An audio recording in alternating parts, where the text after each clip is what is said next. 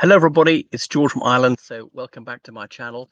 Well, there was horrific, unbelievable news from Southport just a few days ago when somebody went and stabbed lots of little girls at a dance class. There they were dancing to the tunes of Taylor Swift. So it was staggering. I can't believe what would possess someone to want to do this, to murder people who are dancing, particularly little girls, especially when you see the photos of them. So, is it I think 3 children have already died of their injuries, and, is it a further 7 children were injured and 2 adults were injured. So anyway, someone's been charged, in connection with this crime. Obviously, I'm not going to jump to the conclusion about whether he's guilty or not, or anything like that. So obviously people are outraged. There's what could possibly be worse than launch this completely unprovoked attack, trying to stab little children.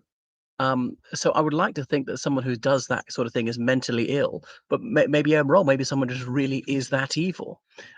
Anyway, so someone has already appeared in court as part of a bail hearing, but the trial wouldn't start for about 9 months anyway. So a 6-year-old girl, she died as a result. A 7-year-old and the 9-year-old died in that small town in Merseyside. So there's been a sort of an outpouring of grief and rage as a result. So some people are angry that the police didn't do more. Could the police have done more? Could they have responded sooner? I don't know. These lone wolves, these sort of situations that they can't predict. If phone 999, how fast can they be there? Honestly, by the time the police have got there, is usually it's too late. So as I say, a suspect has been apprehended and charged in relation to this. Um, but there's been fury on the streets of Southport because of the knife attack, and there've been protests in London, Hartlepool, and elsewhere. And some people have blamed the police, have attacked the police, and obviously that's reprehensible. Nobody should attack the police, even the police were like criminally negligent. The individuals being attacked are often not the ones who failed to respond on time, or whatever they allegedly did, or whatever their supposed inaction was, which led to this situation. So yeah, nothing's justificatory of rioting, burning vehicles and stuff like that. And the police have had to contain serious disorder there and in Manchester and so on. And disgracefully, there's been attack on a mosque in Southport. Um, as though the Muslim community is to blame, which is preposterous. I don't know the race or ethnicity of the alleged perpetrator. Even if he's found guilty, he's an individual is guilty, not people who happen to be the same color, ethnicity, or faith as him. If a white commits a crime, that doesn't mean that I'm responsible, either directly or indirectly. That's preposterous. That's racist or religionist, to coin a neologism. So surely what's needed is a return to tranquility and harmonious relations, not more senseless violence. Um, Goodness. So the police said that they don't believe that this is a terrorist incident because, yes, it's a horrific crime, murdering these little children, but for it to be terrorist, it has to be part of some broader ideological movement, whether political, national, religious, or whatever, not just an individual psychopath.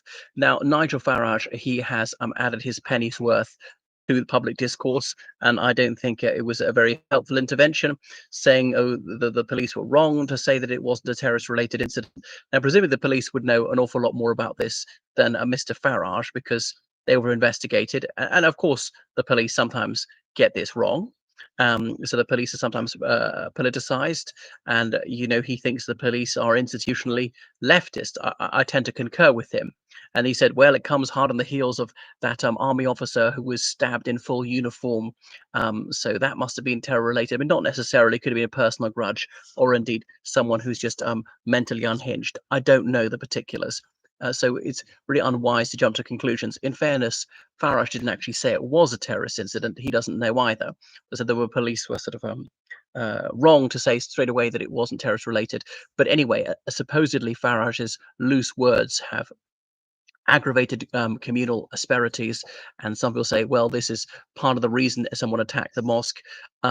I think that's unproven at best. Now, Farage is someone whom I used to have some admiration for, but I've really gone off him in recent years because of some of his outbursts and his deeply unhelpful interventions on very sensitive issues like that. So, surely should keep stum, and it behoves any politician worth the name to do what he can to try and lead to some sort of return to peace and tranquility, and not being saying things which are liable to exacerbate the situation. And some people say, really, this was a riot by social media the other day. And so these lies, they spread very, very quickly. So it's like, who was it said, Mark Twain, that lies halfway around the world before truth has time to get its pants on. Or there's the old Semmelweis reflex. Once somebody's got some notion in his head, it's very, very difficult to disabuse them of that misapprehension. You can't dispel these things very easily because people tend to hold on to it.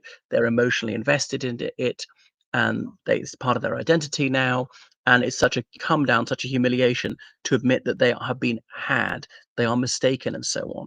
So the misinformation then tends to really exacerbate hatred towards different ethnic or religious groups.